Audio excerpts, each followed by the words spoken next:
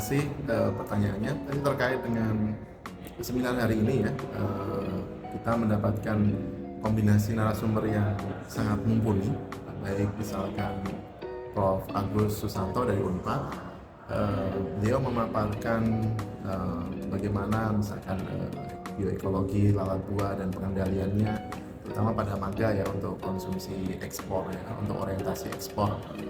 Nah itu luar biasa hari ini ya, kita mendapatkan banyak insight, banyak pengetahuan baru, bahkan misalkan seperti saya yang tidak bekerja di taksa tersebut atau di bidang tersebut, itu bisa mengikuti dan memahaminya secara cepat dan utuh begitu ya. Jadi menunjukkan kualitas dari narasumber itu sendiri, bahwa paparan itu benar-benar mengupgrade knowledge baik secara teknis maupun secara sosioekonomi, secara secara policy. Bahkan kita tadi mendiskusikan mengenai distribusi, peraturan permentan dan sebagainya, sangat menarik.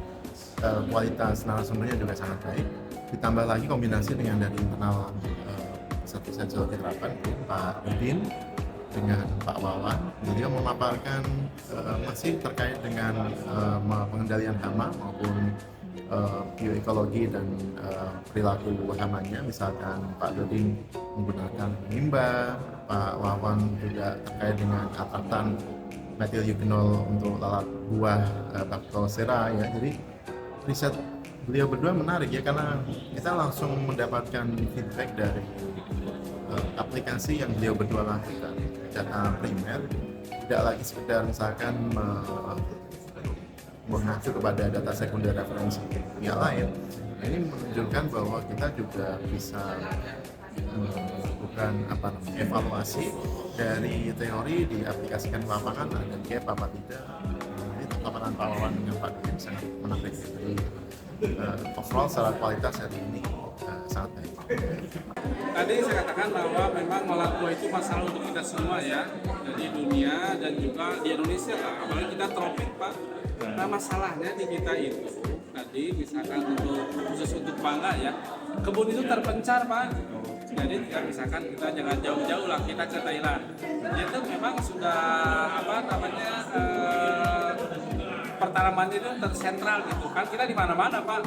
Nah itu jadi masalah juga. Jadi ketika kita ada GAP atau misalnya itu ada masalah. Kemudian menurut Bapak dukungan kebijakan dari pemerintah seperti apa yang dapat mendukung percepatan dari yang Bapak sampaikan ini? Oke. Ini sangat ini juga. Jadi kita ini tadi saya katakan ini hospitalis itu pemersatu bangsa ya, karena apa? Jadi kita tersentak selama 17 tahun kita belum berhasil mangga kita itu menembus pasar Jepang. Nah sekarang dengan adanya itu kita berkolaborasi. Barangdin ya, Unpad, Injabar, Balai Buah, Tanaman Buah, UGM, IPB. Nah ini masalah bersama gitu, masalah bersama, sehingga kebijakan pemerintah dalam ini misalkan dari Pak Dirjen FOR itu sangat mendukung sekali itu untuk masalah percepatannya Pak ya. Jadi ini memang ini kan nanti G2G-nya itu Barangdin gitu kan. Kita dari Unpad, BRIN itu kan periset itu mensupport gitu untuk mempermudah kebijakan itu Pak begitu. Oke, mungkin terakhir Pak, apakah pendekatan ini bisa dilakukan di luar mangga? Oh bisa, ini kan pilot project Pak ya gitu. Misalkan tadi saya paparkan kan durian saja terserang.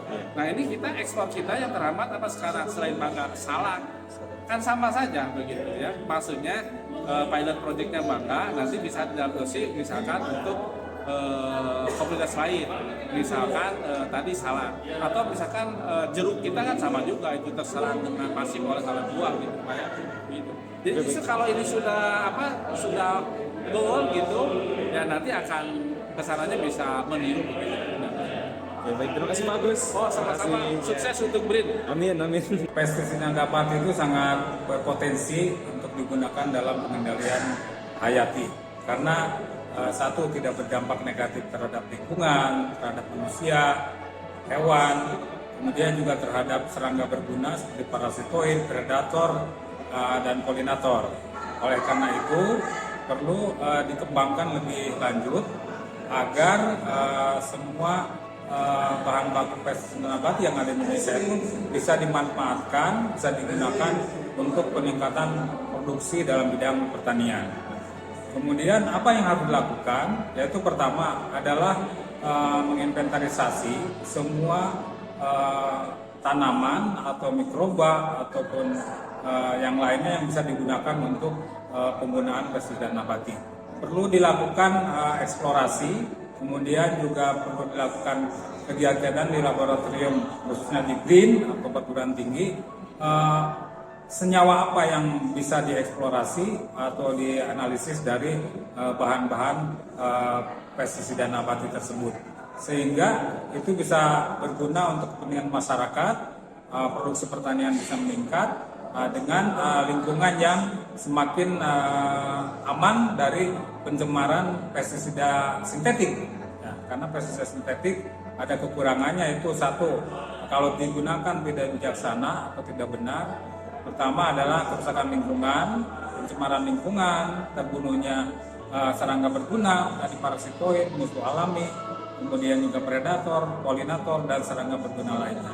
Itu mungkin Bu yang bisa dimanfaatkan daripada potensi pestisida nabati pada seminar hari ini. Terima kasih. Baik, untuk secara individu ya kita dapat masukan dari seminar ini, misalnya bagaimana peran nih Zooterian melihat dari aspek fisiologi ataupun morfologi dari serangga-serangga pengingat itu yang bisa menyerang buah ya. Nah, itu dengan pendekatan zootologi nanti akan dikembangkan untuk menjadi semacam terapan gitu. Kayak tadi di lalat buah ya, misalnya dia mempunyai organ sensoris yang sensitif terhadap gelombang suara atau apa. Dengan ilmu orang-orang biologi itu bisa dipelajari sehingga menjadikan alternatif teknologi selain pembasmian atau eradikasi dari hama itu menggunakan pestisida. Apakah solusi pengendalian lalat buah ini terdengar praktis untuk dilakukan di lapangan? Kalau yang tadi dipaparkan memang kelihatannya aplikatif ya, artinya mudah diaplikasikan dan mudah dilakukan oleh para pembudidaya atau para pemelihara buah. Kemudian pendapat Pak Jojo sendiri, apakah ini dapat meningkatkan peluang ekspor mangga yang sebelumnya sulit untuk menembus pasar di Jepang? Oke, kalau lihat dari latar belakangnya seperti tadi penanaman atau yang mempunyai pohon mangga itu di lingkungan Jawa Barat seperti di Indramayu, mereka itu belum terfokus dalam satu kawasan. Nah ini kalau memang tujuannya kita ke arah ke depan yang ekspor itu harus diproduksi dalam mungkin satu kawasan dengan adanya zonasi, sehingga dengan areal yang tercover atau luasannya tertutup itu bisa dilakukan penanggulangan yang lebih intensif. Nah sekarang kondisinya itu sepertinya memang tujuannya bukan diarahkan untuk ekspor. Karena apa? Satu pohon di rumah, satu pohon di sawah, jadi susah penanganannya. Kalau nanti tujuannya adalah untuk pengembangan ekspor, mungkin ya itu tadi seperti di negara tetangga kita, mereka itu sudah rambutan satu kawasan, lengkeng satu kawasan, jadi pengelolaannya itu akan lebih mudah. Itu mungkin.